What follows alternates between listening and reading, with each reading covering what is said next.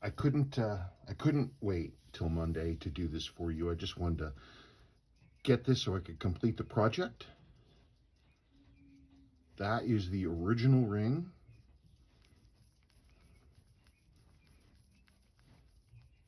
It rotates 360 degrees in both directions perfectly, exactly as it should.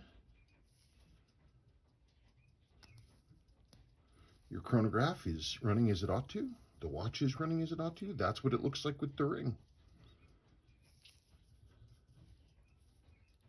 So you can see it's a little faded around the edge, but there it is. It's fitted and stock. It came out well. Let me know if that works for you.